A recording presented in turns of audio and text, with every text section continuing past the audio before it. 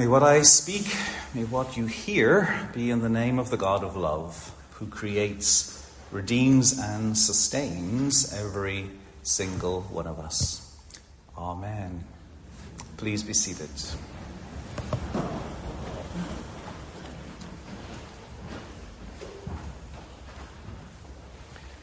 A verse from this morning's Gospel, Matthew chapter 6, verse 34. Jesus said, "So do not worry about tomorrow, for tomorrow will bring worries of its own.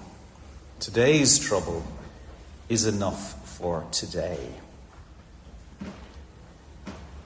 We live, I'm sure you'll agree, in anxious times, worrisome times. Yeah? Whether it's the ongoing wars in Ukraine and elsewhere, or the uneasy peace in the Middle East, or the threat of climate catastrophe, or just Donald Trump's latest tweet, there is a lot, it seems, to be anxious and worried about in our world. And that's just the big stuff. That's just the global stuff, if you like. Then there's the more everyday anxieties, which many of us know all too well.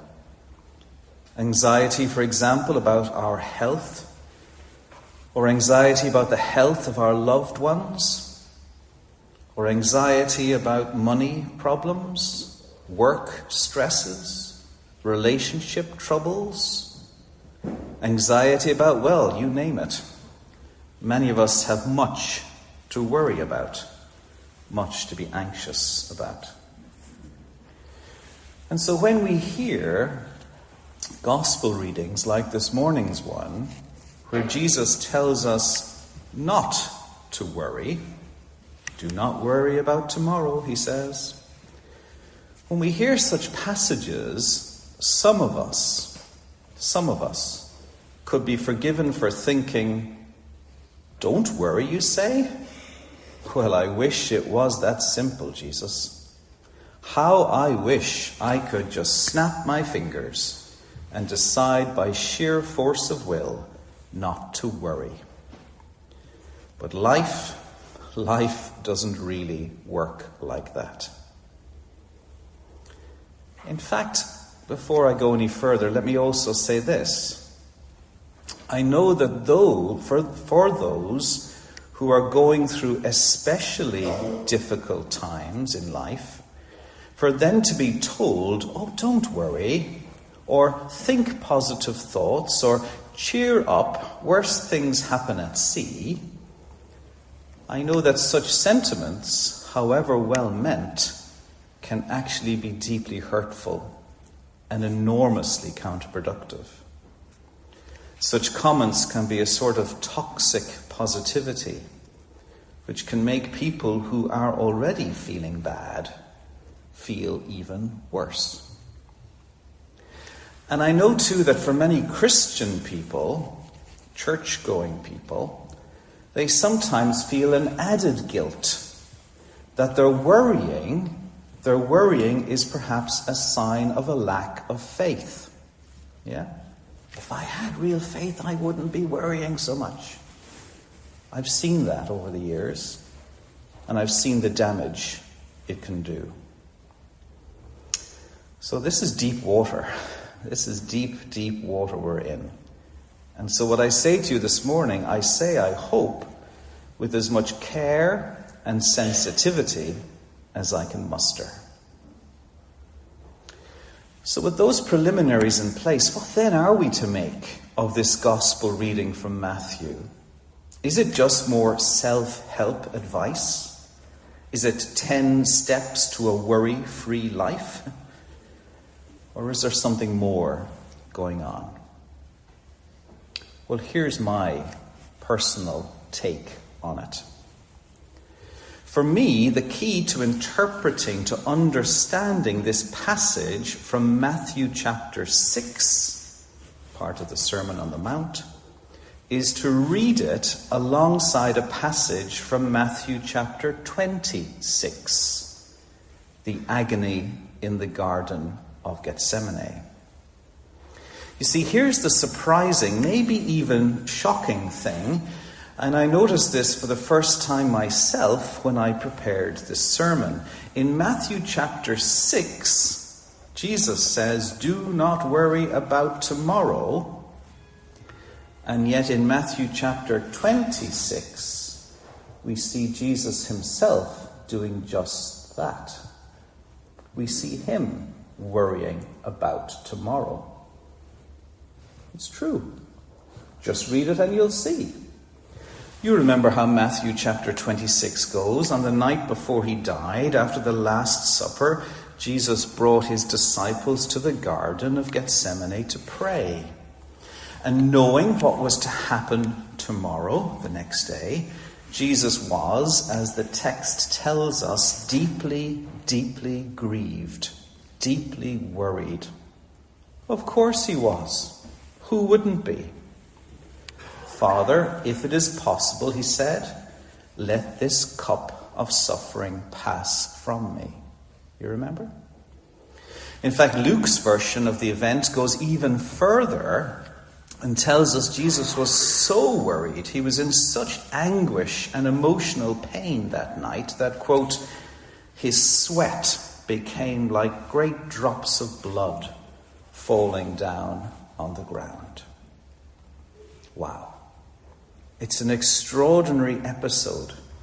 And it seems to me that it tells us at least three very important things. Firstly, it tells us that if the Son of God himself was overcome with worry when he faced all he had to go through tomorrow, then it's okay. It's okay for you and I to worry too when we find ourselves in that Garden of Gethsemane. It's okay not to be okay. It was perfectly understandable for Jesus to feel as he did, and it's perfectly understandable for us to feel like that too. And secondly, that example of Jesus worrying on the night before he died, it tells me that he understands. It tells me that Jesus knows intimately and fully the suffering that inevitably goes along with being human. Jesus knows what it's like to be so overwhelmed by the thoughts of tomorrow that in the wee small hours of the night he cannot sleep, but is brought to his knees in anguish. Jesus knows what it's like to be steadfast in his trust in God the Father, steadfast in his trust, absolutely, but nevertheless to still be worried and anxious about all that he must go through. Jesus knows. And thirdly, that extraordinary episode of Jesus in the garden shows me that faith is not believing that nothing bad will ever happen to us. That's superstition at best. No, faith is the trust, the sometimes almost impossible to hold on to trust, that no matter what happens, God will be with us, sharing in our tears, sharing in our worries and our heartbreak, and promising us that in God's good time, more can be mended than we now know.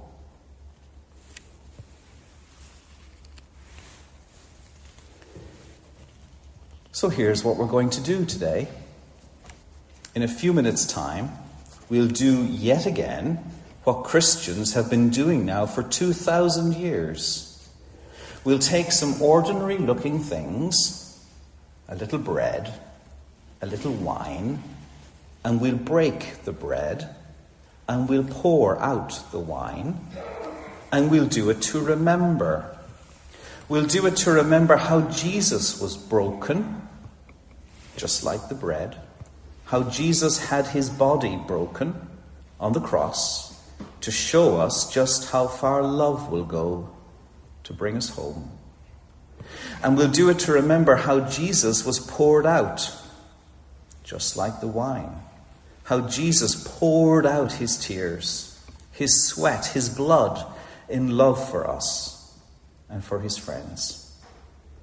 And then we'll share that broken bread and poured out wine to remind ourselves that the broken, poured out and risen Christ is still with us, still sharing his life with us, still sharing God's love with us, and through us with others. And that's our hope. That's our hope in these anxious and worrisome times. Not a fancy formula, not a neat, simple answer. Just Jesus. Just Jesus, sharing his life with us. Just Jesus, sharing God's love with us. And just Jesus, promising that nothing will ultimately ever separate us from that life and that love. Amen.